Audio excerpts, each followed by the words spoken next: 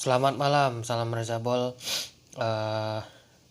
Hari ini saya mau bahas tentang Real Madrid yang musim ini dipastikan 0 gelar karena kemarin sudah menang lawan Villarreal, tapi Atletico menang juga lawan Valladolid.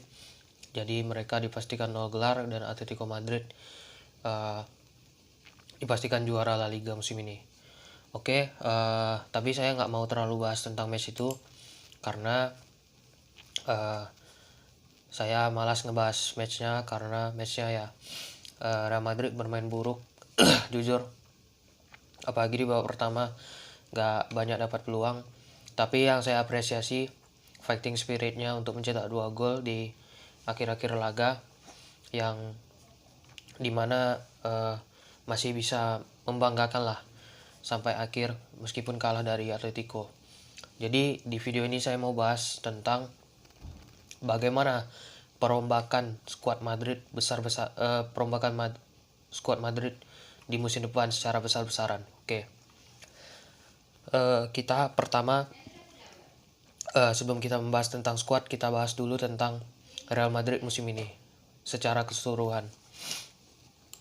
Untuk La Liga, dari total 38 laga, ini saya sambil lihat datanya juga, mereka memenangkan 25 laga, imbang 9 kali, kalah 4 kali.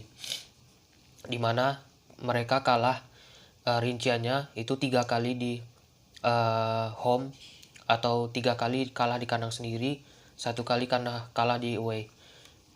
Kalahnya itu away itu lawan Valencia yang Valencia dapat 3 penalti, kalah 4-1. Terus home itu kalah sama Cadiz, Levante sama Alaves. Untuk form Madrid lawan tim-tim besar musim ini terbilang cukup apik. Kenapa? Karena dari terutama yang 10 besar ya, maksudnya yang dari ranking 1 sampai 10, ini saya lihat juga klasemen akhir La Liga musim ini. Atletico, Madrid, Barca, Sevilla, Sociedad, Betis, Villarreal, Celta sama Granada sama Bilbao. Nah, dari 10 tim ini, dari 9 tim ini di luar Madrid ya, itu Madrid formnya lawan 9 tim ini bagus.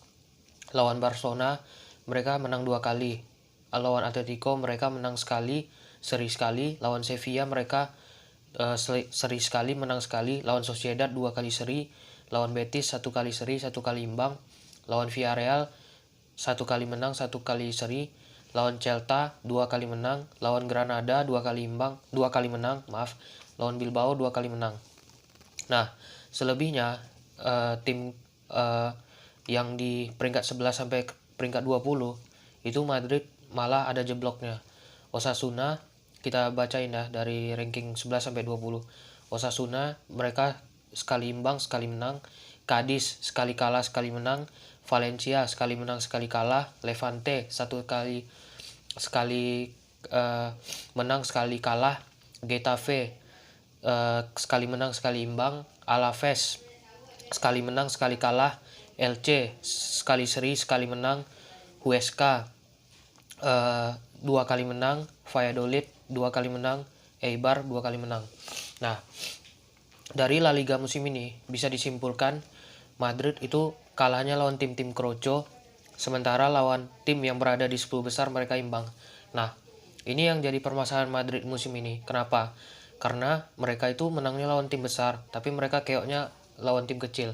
Ini kalau diibaratkan di film, Madrid ini mirip Robin Hood lah. Dia Robin Hood kan dia orang yang mencuri harta-harta orang kaya, tapi hartanya itu dikasihnya ke orang miskin. Nah, kalau Madrid ini sama kayak Robin Hood tadi. Mereka ngambil poin dari tim-tim besar, tapi mereka kasih poin tuh ke tim kecil. Nah, ini salah satu PR di musim depan, bagaimana memperbaiki performa Madrid yang keok lawan tim-tim kecil, tapi terlihat perkasa lawan tim-tim besar. Nah, salah satu alasannya sebenarnya di musim ini Real Madrid itu banyak berjumpa dengan tim-tim yang notabene mainnya bertahan. Ya, kita tahu sendiri kalau tim lain jumpa Madrid, terutama di La Liga, itu pasti mainnya bertahan, kecuali Barcelona sama Sevilla lah paling. Nah, kalau untuk tim-tim kayak Granada, Bilbao, Osasuna, Cadiz itu kan mainnya bertahan. Mereka cuma nunggu Madrid kehilangan bola baru mereka counter. Nah, itu untuk ajang La Liga. Di Liga Champion kita lihat ya. Di Liga Champion itu Real Madrid berada di grup B bersama Mönchengladbach, Shakhtar, dan Inter. Nah, ini bisa dibilang Madrid baru kali ini melalui fase grup yang berat. Padahal lawannya itu Mönchengladbach, Shakhtar, sama Inter. Paling Inter lah yang bisa menjegal Madrid. Hasilnya 3 kali menang, 1 kali imbang, 2 kali kalah. Mereka menang lawan Mönchengladbach di kandang 2-0, menang lawan Inter di kandang dan di away, kalah 2 kali sama Shakhtar. Di 16 besar mereka jumpa Atalanta, menang 1-0 di away, menang 3-1 di di home. Di perempat final mereka ngalahin Liverpool 3-1, imbang 0-0 di Anfield.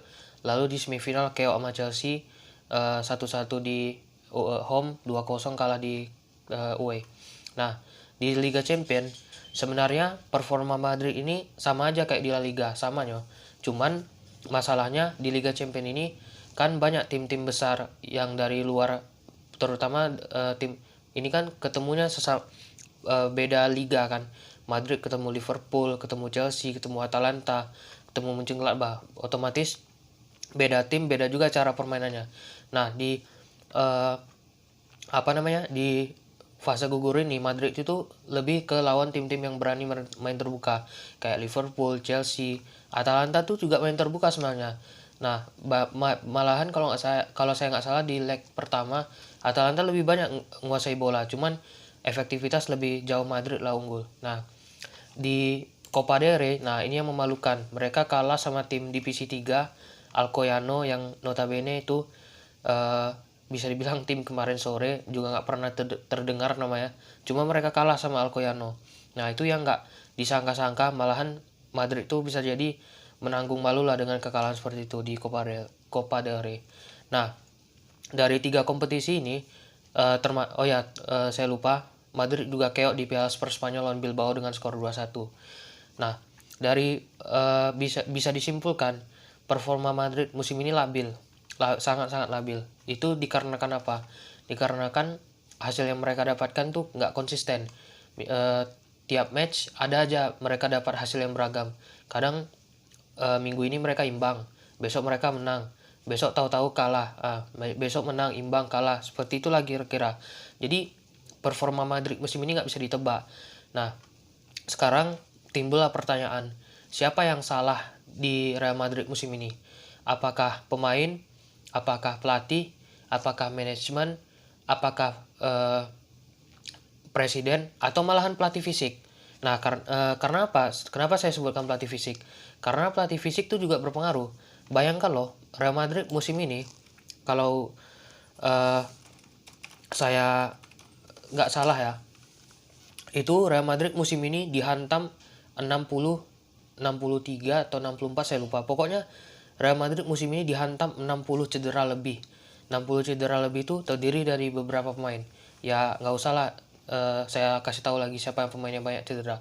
Tambah lagi virus corona. Nah, itu yang menyebabkan Madrid tuh nggak bisa mainkan full team di setiap match. Bahkan ya, Madrid itu harus memakai pemain akademi yang notabene belum ada jam terbangnya untuk dimainkan di La Liga musim ini. Contoh kayak Antonio Blanco, itu dia pemain Madrid Castilla, posisinya DM, sama kayak Casemiro, dia udah main kemarin 90 menit lawan Cadiz kalau nggak salah, saya lupa.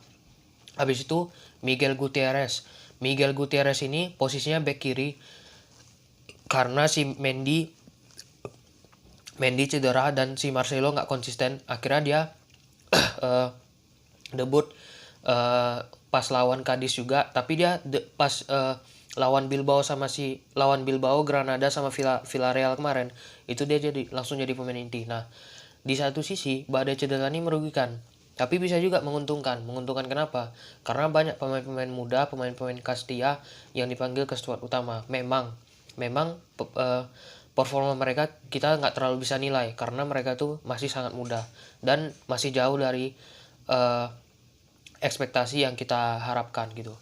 Nah, apakah pertama tadi saya sebutkan pemain, pelatih, manajemen, dan presiden. Pemain ini kan bisa dibilang mereka yang bermain di lapangan. Kalau kita menyalahkan pemain, itu berarti kita bisa menyalahkan pemain ketika si pemain itu tidak berkontribusi dengan apa yang diharapkan pelatih kepadanya. Contoh, saya ibaratkan pemain yang nggak asing lagi lah di telinga Madridista, Vinicius Junior. Ini pemain kenapa sangat nggak konsisten musim ini? Ya karena permainannya emang nggak konsisten di setiap pertandingan. Kadang dia bermain bagus, kadang dia bermain jelek, kadang kalau dia dribble aja bolanya sering lepas. Ya kenapa? Karena memang dia nggak konsisten. Dan banyak juga pemain Madrid yang ya kadang berkonflik dengan si Vinicius. Contohnya Benzema. Di awal-awal musim pernah Vinicius berkonflik sama Benzema, tapi sekarang mereka sudah baikan sepertinya. Nah, kalau kita menyalahkan pemain, berarti kita melihat pemain itu tidak ada kontribusi untuk klub. Kenapa kita bisa menyalahkan Hazard? Ya karena Hazard nggak ada kontribusi untuk Madrid. Sejak dia didatangkan dari Chelsea, dia cuma nyetak 5 gol dan 7 assist kalau nggak salah. Lupa lah saya. Nah, selama 2 tahun itu dia udah cedera 11 kali loh, bayangin. Cedera 11 kali tapi kontribusinya seminim itu. Barulah kita bisa salahkan pemain. Yang kedua, pelatih. Zidane. Banyak orang yang bilang Zidane miskin taktik, Zidane mainnya monoton. Oke, saya setuju. Cuman apakah Zidane salah? Zidane sebenarnya nggak salah. Salahnya Zidane cuman pertama ya, kalau saya lihatnya salah Zidane di musim ini, Zidane tidak bisa memanfaatkan pemain yang dimiliki. 25 pemain yang ada di squad itu tidak bisa dimanfaatkan sama Zidane. Yang pertama yang saya paling kecewa itu Odegaard sama Jovic. Kenapa dua pemain ini mesti dipinjamkan? Kenapa yang harusnya Real Madrid butuh dua pemain ini, kenapa mesti dipinjamkan? Oke, alasannya untuk jam terbang. Tapi ya yang saya lihat di musim ini pun pemain udah banyak cedera. Bahkan Benzema pun musim ini juga bisa dibilang dia yang nge-carry Madrid, meskipun dia tidak selalu konsisten mencetak gol. Tapi di saat dia tidak ada, di saat dia cedera, ya pelapisnya siapa yang bisa mencetak gol? Mariano aja ngontrol bola ya angin-anginan, susah gitu. Jadi memang nggak ada yang bisa diharapkan. Nah, yang Jovic itu, Odegaard lagi, nggak ada pemain yang bisa kreatif midfielder. Isco waktunya udah habis. Isco nggak akan bisa kita lihat kayak dulu Isco berdisco ya. Odegaard malah dipinjamkan ke Arsenal. Nah, inilah yang jadi catatan buat Zidane. Kenapa pemain kayak gitu malah dipinjamkan? Padahal Jovic sama Odegaard itu ada nilai tambahnya untuk Madrid musim ini. Nah, lalu kesalahan Zidane kedua, Zidane terlalu bukan masalah terlalu percaya sama pemain senior. Boleh percaya sama pemain senior karena pemain senior itu udah mengerti Real Madrid selama bertahun-tahun. Cuma dia tuh jarang melakukan rotasi. Nah, ini yang saya kecewa. Kenapa pelatih kayak Zidane itu tidak bisa melakukan rotasi? Dia hanya melakukan rotasi ketika pemainnya cedera, ketika pemainnya sudah banyak menit bermain, ketika itu cuma lawan tim-tim menengah ke bawah lah bahasanya. Atau kayak Copa del Rey kan mainnya tuh lawan tim divisi 3 La Liga, tim divisi 2 La Liga kayak gitu. Nah, kenapa dia melakukan jarang sekali rotasi? Nah, itu yang menurut saya kesalahan Zidane di musim ini. Nah, itu dari sisi pelatih. Dari sisi manajemen harusnya sudah punya planning untuk musim depan. Musim depan kita akan beli pemain ini, lepas pemain ini, perbarui kontrak pemain ini. Dan sekarang ya kita lihat nggak ada pemain Madrid yang betul-betul pasti akan stay. Yang udah pasti stay, maksudnya yang udah memperpanjang kontrak ya. Tadi siang saya lihat Luka Modric udah perpanjang kontrak.